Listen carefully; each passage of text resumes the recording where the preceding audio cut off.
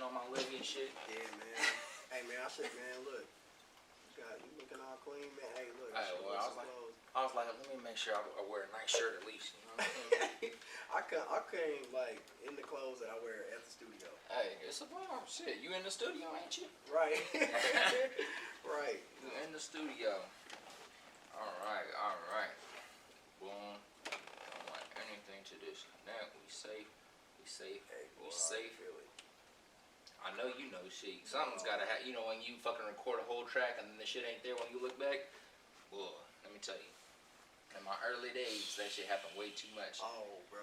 And God willing, it won't happen today, but in days where I have to do something I don't usually do, which is using my girl's laptop, got the mic set up, pull up. Right. This is the days where you, like, gotta pay attention. Cause hey, you bro. Hey, no. that motherfucker stop recording all of a sudden. You're like, no! Hey, it still happened to me. Oh, man. It still happened to me, bro. Sometimes. But, like, I be doing multiple takes anyway. Yeah, so be tell artists, I'm like, hey, look, one time. That's the better way to do it.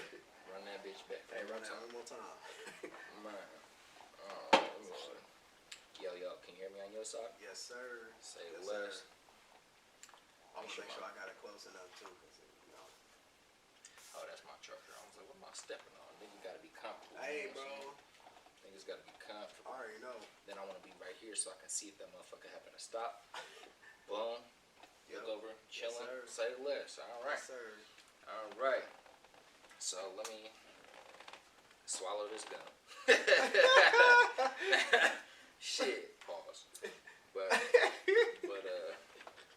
was like, at least I can't be chewing this shit on camera, you know, or on a audio. Hey man, you remind me of my stepbrother, man. I hope your stepbrother's cool as shit. He shaped my whole personality. Nearly. I'd like to hear that. Nearly, yeah. He was like, you know, I only saw him every summer, you know what I'm saying? Because he lived with his mama. Yeah. Know? But like, yeah, it was the same type of shit. He was noble, you know what I'm saying? Made sure he was honest and shit about shit. Like, he took that shit real serious. But I love it. Yeah, but he was funny as fuck, though, man. That's major. That's a good mix. Yeah. That's a good fucking mix. Honesty and humor. Right. Shit. Right. Yeah, I stopped seeing him when I was like 16, so like, you know, then I started to shape my own, you know what I'm saying? Like, you know, by the time I was 16 years old, I started shaping my own shit. Build it out. Personality, yeah, you know. I be wanting to make sure, oh yeah. You know, I ain't trying to be smacking up in this mug either. Right. So then, nigga, I started on the drum set. He was like, nah. That motherfucker was lit. That shit crazy. Alright, got my shit pulled up. I'm ready. You feeling good? You ready? Yes, sir. Awesome. Yes, sir. Let me dead ass though do what I said I was gonna do. Hold on. Get a few more chews in this motherfucker. 2 more shoes. Alright, 3. Oh my bad. Good? Yeah, I probably got that over there. My dumb ass should have done the same shit. Hey. And that motherfucking mind esophagus for 7 years. We good now. Right, Shit. Right. Alright, bet. So essentially, most of the time they go about 45, 60 minutes, you know, for a conversation. It just depends, you know what I'm saying? But typically it's about that long, so we're good on time. You said around 8:15, we'll be done probably by 8. So, Okay. And then aside from that, man, I just got some shit that I wrote up just based off of, you know, studying, you know, following you for a while. Then obviously after we confirmed the podcast, going to do some more research, just some things that will spark some conversation. And then aside from that, don't feel like you need to like be strict on exactly what I asked. If you want to talk about something different, we cool. We chilling. It's just to help guide me, you know what I'm saying? And only rule I have is don't talk bad about nobody. Right. I do have that rule. Right. Yeah, that's pretty much it. This ain't DJ Academics. Yeah, this ain't that. You know what I'm saying? He does what he does, but that shit ain't happening over here though. But yeah, that's pretty much it. I just don't want people talking bad on anybody. So outside of that, if you have a story to tell that might sound like that, you can just leave their name out of it at that. You know what I'm saying? So that type of shit. Aside from that, you good? Yeah. All right, say less. So I'm gonna do a little 3, 2, 1, and then I'm gonna get in my intro. You'll know what's up. All right, bet. 3, 2, and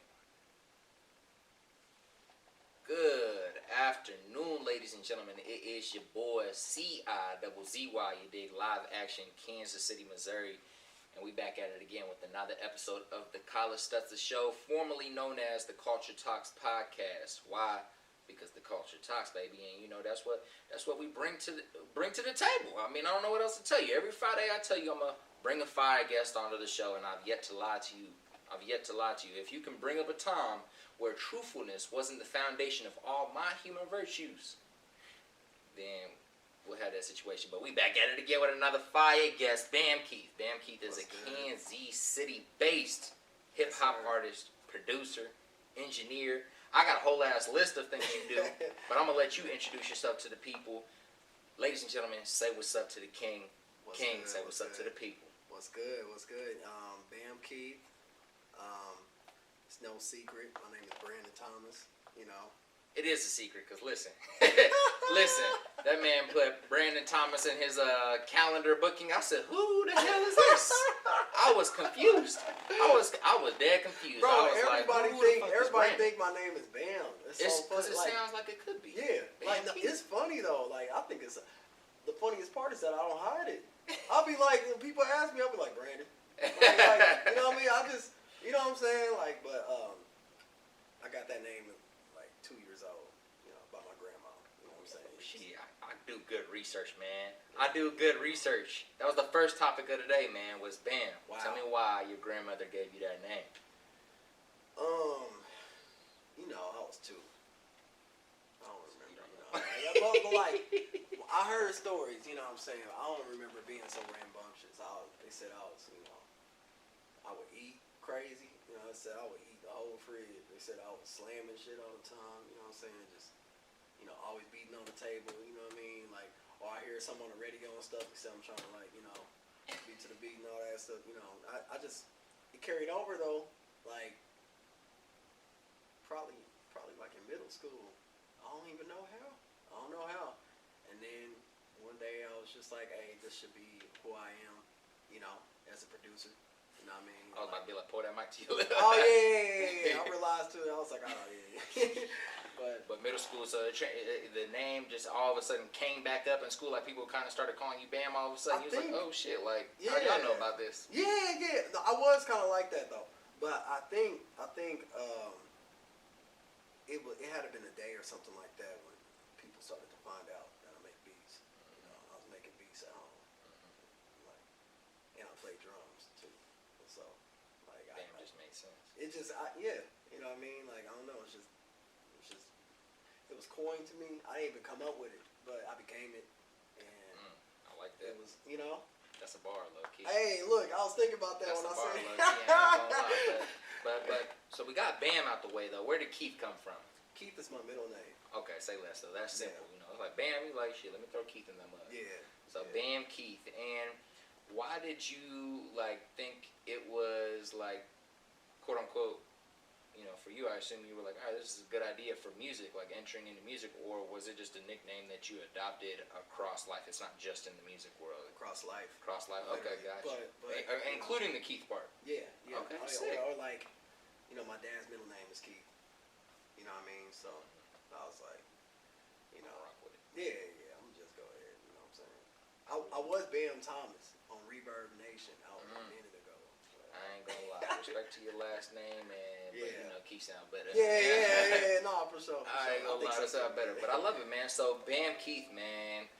Tell us a little bit about your origin story. Where did you grow up? Are you from Kansas City, or maybe are you You might be from goddamn Bangladesh, and we just don't know. Like, where are you from? What was your upbringing like? What were some of your early hobbies, interests? Were you always a producer? Were you always making beats at 3 years old? Like, what was going on? Talk to us about just the origin story. Where you from, and then transition into the rest.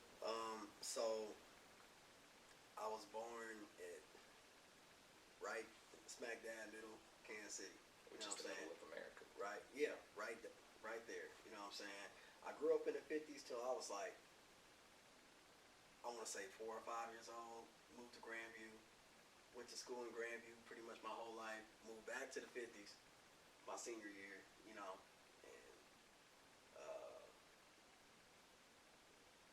pretty much all throughout that entire time, music was just in my life. Was there like an influence, like somebody older than you in the family that was making music? Like, how did you pick it up? Not most of the time, somebody has an artist or somebody in the family that kind of. I for sure did. My cousin Brian, well, we call him Brian, you know what I'm saying, but he goes by Oldest Fooler, you know. Oldest Fooler. Yeah. I like that. I ain't never heard that in my life. Yeah, that's what he goes by, and he pretty much taught me everything, bro. Like, it was crazy. It was crazy. This is like, I'm a big anime fan too, so like, you know, I got a little insider comparison. You know, that dude was like Itachi. You know what I'm saying? I'm like Sasuke. You know what I mean? I know everybody listening to this knows exactly what you're talking about. Yeah. One thing I realized is that all intelligent black people right. watch the anime, bro. I'm telling you, bro. Or play video game, bro. Or one or the other. You know, It's crazy. It's crazy how consistent that theory I have is. Right. Very consistent. Yeah. Also, I don't know if you remember him or if you kicked it with him recently, but I just ran into him at a coffee shop recently, and he essentially told me to pass the regards to you, say what's up, Matthew Ogutu. Yeah, man. Yeah, that's the homie, man. I told him I was about to interview you this week. He's like, bro, fun fact, we went to school together from this time to this time. We did. Yeah. He used to watch me get kicked out all the time. I was always getting kicked out of class, bro. You was beating with the pencils. What was going on, man? No, like that was like, and see, I did do that. That was like elementary school, you know, like you know the one beat, like you couldn't really sit with nobody else, you know what I'm saying, until you did grinding. When that beat back in the day, bro, was like that. I feel like that started lunch table beats for real. Like, that could be the originator. Yeah, you know what I'm saying, but you couldn't do that, bro. You couldn't sit with us, bro. It was like, see, I was rapping, freestyling, and banging with the pencils. Yeah, we was doing that. That was like elementary school, but by the time I got to school with Matt, yeah, man, I wasn't like, you know, it's more like disruptive, you know what I'm saying? He was talking. Yeah, just talking, you know what I'm saying? I was just, you know, I wasn't standing on tables and shit. I wasn't doing all that. Wasn't doing that belligerent or nothing. Yeah, I wasn't tripping, you know. I was just, you know. Now we definitely have some of them niggas, but yeah, I let them do but it that though. wasn't me. right. Yeah, it wasn't me. I love it. So you say it was your cousin, right? Your cousin kind of was your influence, taught you everything when it comes to production, or when it comes to, because I believe you're a musician as well, like an instrumentalist as well. So can you kind of talk about? I know it's a weird thing to ask you to talk about. Can you talk about some of your skills though when it comes to? We know you're a producer, we know you're an engineer, but when it comes to the instrumentalist and the true musicianship of Bam Keith. Talk about maybe some of your history there. Did you grow up in the band? What instruments I know you mentioned you drums a little bit earlier. Talk a little bit about everything you know how to play and kind of how they got thrown into your life. So the first instrument was the drum set. Like, I used to watch it all the time. I can remember being a little kid, maybe around 5, when I first started to notice that I liked, you know. Flip that mic around, my boy. What's up? Oh, okay. Boom. Oh, right here. There we go. Damn. There we go. If you peep here, what's up, ladies and gentlemen? If you peep here though, the sound be low. So just anytime you question yourself, go ahead and peep at that. Hey man, I was wondering, man, because it's almost like I gotta talk. You know what I'm saying? Talk like, how you want. Shit. Hey, hold it like that, like niggas used to be like this. Yeah, you know what I'm saying? Like, just hold it. I'm holding it like 8 Mile. Hey. You know what I'm saying? But no. But yeah, it was. I was up in church. Used to watch the drummer, and I then wanted to do it. You know, remember to do it. It was a ghetto church too, man. Like, you know what I'm saying?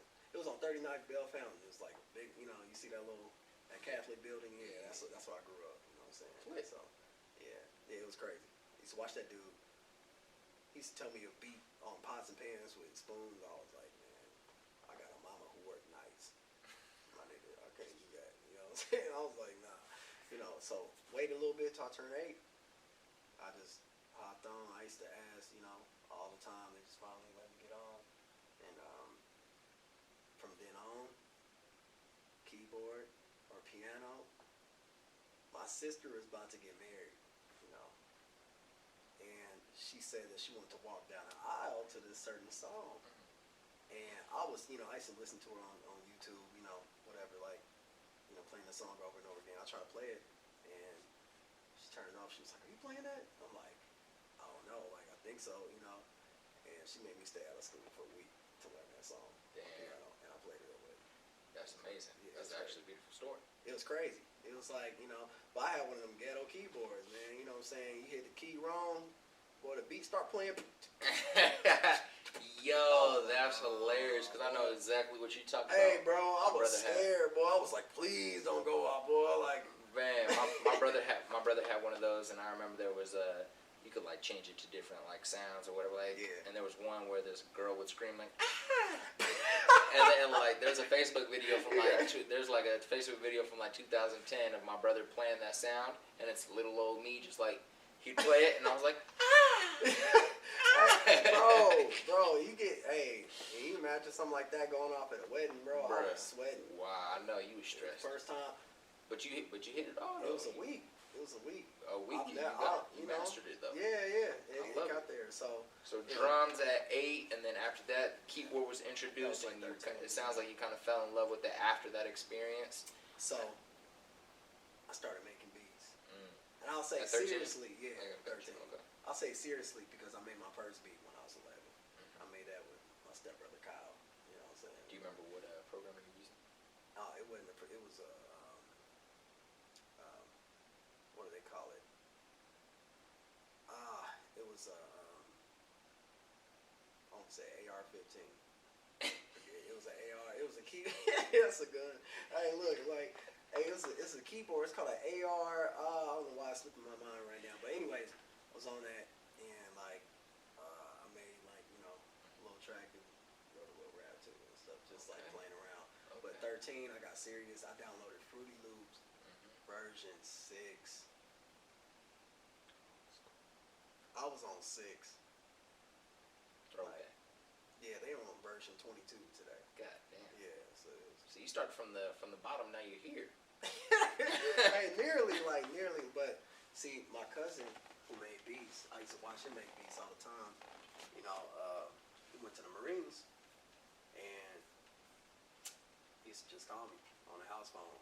We'd be talking till like 3 in the morning. He used to just teach me how to, hey, you see that little button up there by this thing, click that, then do the, So before this is the funniest part. The funniest part is that I played the piano, I played drums, I wrote raps on the low, I made beats, but I didn't even know they all could go together in one person yet. Right. Like, I was 13. I was like, you was just you were segmenting everything, not realizing it could all be right together. If I could, if I could go back and just like, just buy one little punk ass cord and connect it from my keyboard to the computer, bro, I would have been, but I learned that way. I clicked everything in. You had like 150 million beats. Now you would have been at 170 million beats. Bro, I used to have a demo version, bro. I left my mama's computer on. I used to wake up when she woke up. Like, she wake up in the morning. I'll wake up 6:30 in the morning, boy, just running to the computer. Like, don't turn it off. You know what I'm saying? Like, I used to be like, because you heard her wake up and you was like, dumb. Yeah. Yeah, automatically though, like literally. So yeah, from there on out, a flood. 15, 16, 17, 18, I was, taking instruments home. Like, I was practicing, especially when I started going to Paseo. Like, I was practicing in the band room all the time. Like, matter of fact, talk about the experience at Paseo, and people know it's an art school that people know it's an art school, but what is the experience like? Like, does it feel like you're at like a college art school, or does it feel like you're still at like high school math science? Like, how do they break it up first and foremost? And then after you share that, talk about maybe some things that you really like learned and grasped onto and held onto from your experience at Paseo that's kind of helped you till today. I can definitely tell you one. Like, so when I went to Paseo, I left because I left Grandview because I was we got evicted when I was 16. I was there by myself. I saw them throw this shit out. Like, I watched it on the grass. The neighbors was like stealing. They was taking my shoes, my games, like all this stuff. And then like I want to say some months later,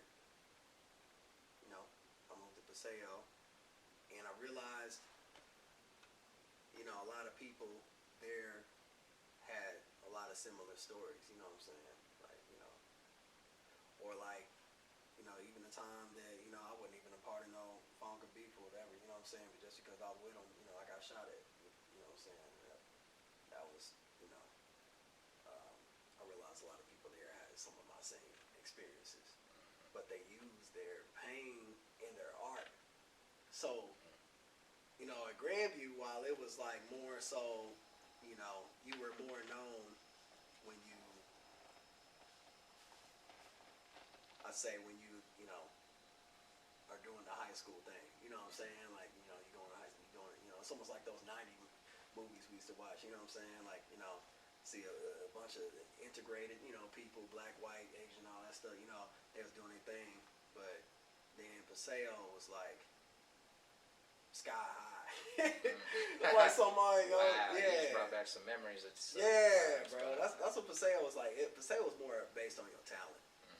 It didn't matter, like, what I'm saying, what you was wearing. It was like, are you good at this, though? This is why you here. Like, when I first got to Paseo, everybody challenged me. It was crazy. It was like, oh, yeah, we heard about you from Nino. Like, we heard you play piano. Play right now. I'll be like, well, damn. All right. It's the same thing for the drums. Like, it was, and like, all that time when I first got there, I was still bouncing from house to house. Cause you know what I'm saying? Being alone. Yeah, that's your reality. Yeah. Arts coordinator grabbed me one day out of nowhere, told me about an opportunity for the Grammys, and told me that I could just join this program, possibly get recognized. He was telling me, I need you to do this. Like, he was saying that, like, he called me random, like, on the street, walking, and he told me to get in his car, and like, right. And like, but I just want to make sure people hear your story, bro. It's important, so I'm paying attention, but I'm also like, put that mic to your lip. Hey man, just send me the vocal, man. I'll mix it, man. Say less. Hey, look, y'all heard it here first. Don't let him deny that shit. All right, shouldn't have done that. Hey, bro, I'll mix it. You know what I'm saying? But not continue. But yeah. So yeah. he was on your head about that. So yeah. he was really like invested in you, understood that he thought you were talented, and he was like, listen, this is an opportunity. Yeah. And based off of the life you're experiencing right now, I want you to like. Bro, he told me to come in his office every day at 12 p.m. and he had like a different instrument set up. He told me to play and be a camcorder like in a corner of the room or something like that. It was like, this whole time he was sending that to the Grammys. I think they emailed me. I deleted it because I thought it was fake. You know what I'm saying? Back when I was on Yahoo, you know what I'm saying? He was like these goddamn scammers. Yeah, I was like, man, hell no. Y'all Nigerians need to I'm bad at y'all. I love y'all. Somebody called me. They didn't say they were the Grammys though. It sounded real professional. You know what I mean? Like, I'm in high school. I'm like, delete. Yeah. Then it came to my school. It was like, bro, we've been trying to reach you. Like, what's going on? It's really like some sky high, some sky. Hey, bro, it was crazy. Bro. You're a superhero. We've been trying to tell you your parents are superheroes too. Yeah. But you've yet to receive our memo. Just realized my powers later on, like, right. You know what I mean? And what's also been a part of my life, which ties into the story, is my synesthesia. I see colors in music. You know what I'm saying? Wow. And like that carried me throughout my whole life making music. You know what I'm saying? So you can't just say that and move on. I ain't even heard that shit before. So can you kind of break down for the people who don't know what the hell what you just said was? I heard anesthesia. I said anesthesia. Like how we start talking about surgery all of a sudden. I was really lost there for a second. And when you say seeing colors, I said he must have said something else. Something else, but yeah. Go ahead, explain that. Hold on, make sure. Yeah, synesthesia. Synesthesia. It's like pretty much it's like some type of intertwining between two senses of yours. Sometimes three. Some people like see colors, letters, numbers. I see colors with chords. I hear chords, certain chords. So I used to, when I was practicing piano, like I jetted on piano after that wedding. Like I was like, okay, like I killed it. Like you know what I mean? Okay, cool. But like, yeah, as I was learning stuff on the radio, I used to listen to the radio. I used to listen to 107.3 all the time. on repeat. Yeah, I used to go to sleep to that. Like I used to go to sleep to it, like everything. I used to practice the chords. With the radio box. Yeah. No. By that time, I had this radio that I could put on my wall. Like I kind of put it like Okay. Flat. Technology had upgraded. Yeah. Technology was Bet. And so man. But I used to practice those chords. I kind of like memorized the colors of the chords and stuff, so it kind of made me, become better at figuring out songs like faster, And so he put that in there in a little letter to them, Mm-hmm. Did a program, bro. Did a program. And what was this program like? What did it like? So I assume you got in. Yep. Awesome. So you get in. It's associated with the Grammys. Right.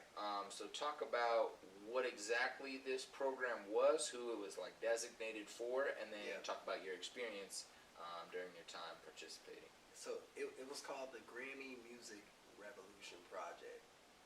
It was, Music Revolution Project. Shout out to the Goonies, Dre. Too, Dre. He saw me there. I think he was, and they held it at the Sprint Center, but he saw me at the Sprint Center working, and mentoring by that time. But the pilot program, the original one, we had no mentors. And they was telling us to do stuff like pick an artist out of the bucket and write 2 songs like them. And then, you use your instrumentation. I was telling you, earlier about what I do in the summer, And that's what they were doing. So I remember I got Michael Jackson. Michael Jackson. That sounds like some pressure. Bro. And they wanted 2 songs performed in front of them tomorrow. So I had an iPad at home. I had to learn how to make beats on GarageBand. I was always on Windows. I was Fruity Loop Studio for me all day. You know what I'm saying? Bro. I did them 2 songs though. I stayed up to 4 a.m. Did that. That's just one of the challenges. So it was like that all month. But repetitive. Yeah, like that. 5 days a week.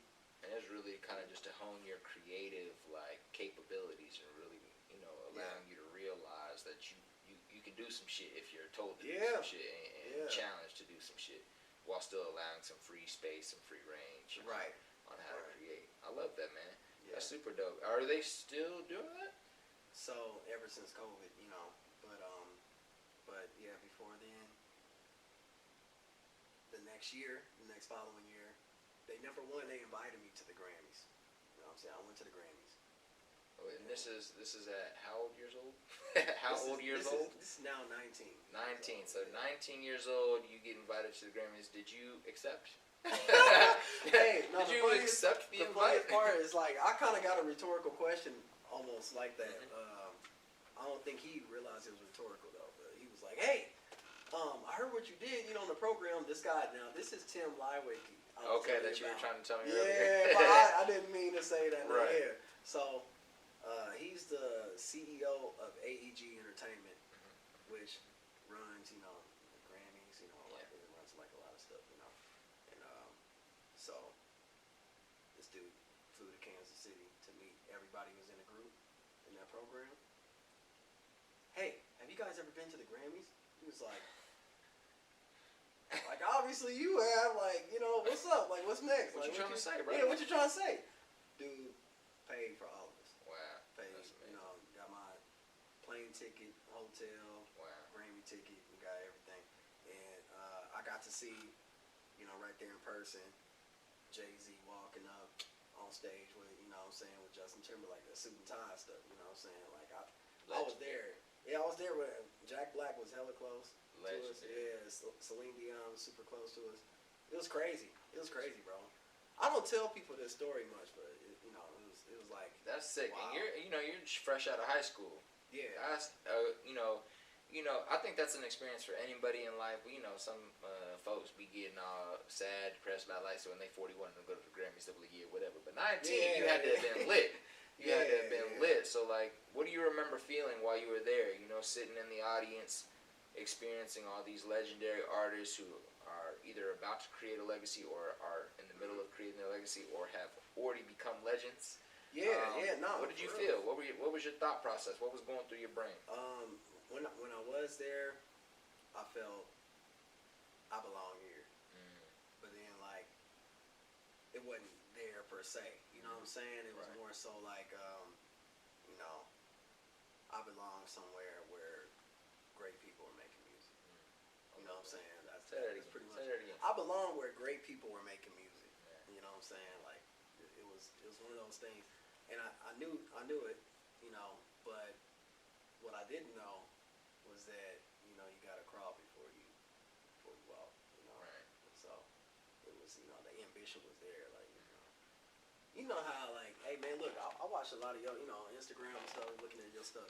Man, you be in the gym and all that stuff. People felt like that. I was like that with the piano and with the drums and with other instruments and rapping or writing down raps or whatever and practicing and stuff, making beats. I was like that. Like every morning, it was like, like you know what I'm saying? Right. Yeah, like but yeah, it was like that. I remember one time, bro. I hate raisins and black olives. Right?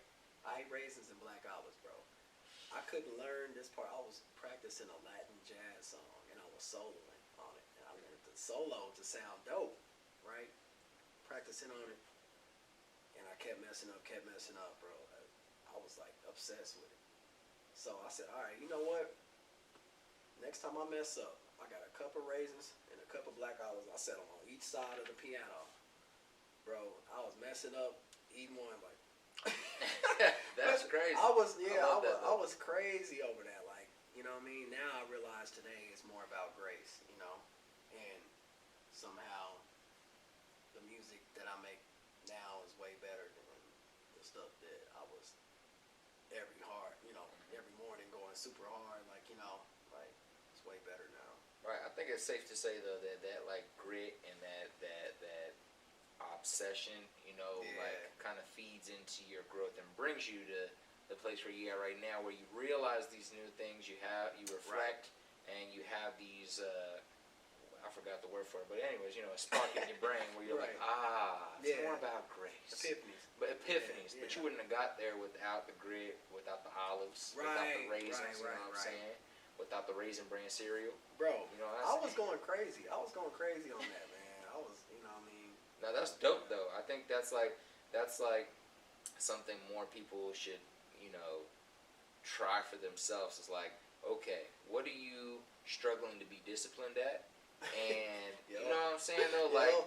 Like so often we push away from punishment, but the punishment doesn't have to be extreme or severe. Like in my field of work, you don't have to starve yourself because you accidentally ate a muffin yesterday or because you wanted a muffin, bro. No. Yeah. But you can create something like, okay, maybe I'm gonna force myself to. I hate reading.